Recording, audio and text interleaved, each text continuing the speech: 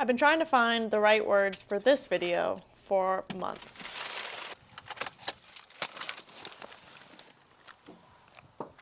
But I think I have to accept that there aren't any, and that there'll never be the perfect way to tell this story.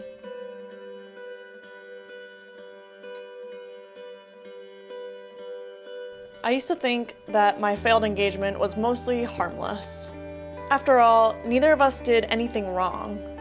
We were just two good people, young people, who loved each other as best we knew how, and it just didn't work. But recently I've realized that in the process of not being right for each other, we did more damage than I ever could have imagined. Lately, I've been reflecting on the girl I was 5 years ago.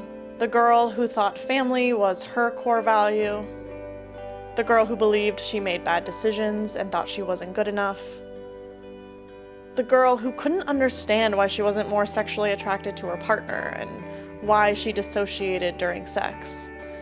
And then felt like a bad girlfriend, and she desperately wanted to fit in the box that society, her parents, and her boyfriend had all made for her, all the while thinking that she made it for herself.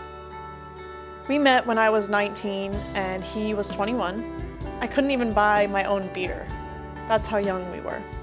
We started our lives together in a one-bedroom apartment, and a few years later bought our first home and filled it with so much stuff and furniture that when we split, I really didn't know how I would get rid of it all. It was only a year into our relationship when it started.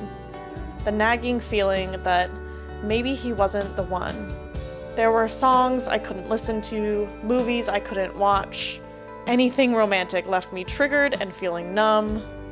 Bly Manor sent me into a week-long depression. Some days I was all in and this was all that I wanted. And some nights I'd lie awake literally planning how to run away.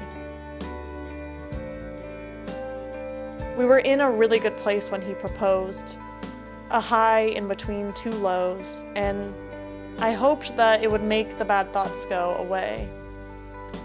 But it didn't. Pretty soon, just looking at my engagement ring would make me cry. It's really impossible to describe the depth and complexity of 7.5 years in less than 10 minutes, so you'll just have to take my word for it that it was both everything I thought I wanted in a relationship and still somehow never enough. Making the decision to split wasn't the hardest part. Honoring and staying with that decision in the minutes, hours, and days that followed was. I moved into my own bedroom in the house that we shared and started rebuilding my life, trying to remember who I was before him, before anyone. I'm happy to report that I found her again. Hello? Or at least something closer to her. I used to say all the time that I would have dated women in another life, but I'm so glad that it ended up being this one. I got a job and an apartment all on my own. I started being radically honest with myself for the first time in a long time. I let myself take the reins of my own life. I trusted that I knew what I was doing. And the more I said yes to the me within me, the more my life started to look like mine again. I didn't quit the engagement because it was hard, though it was the hardest 7.5 years of my life.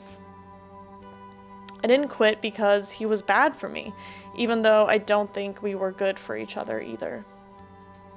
I didn't even quit because I was gay, even though I'm pretty fucking gay. I quit because I wanted to set myself free. And I'm here to tell you that I have.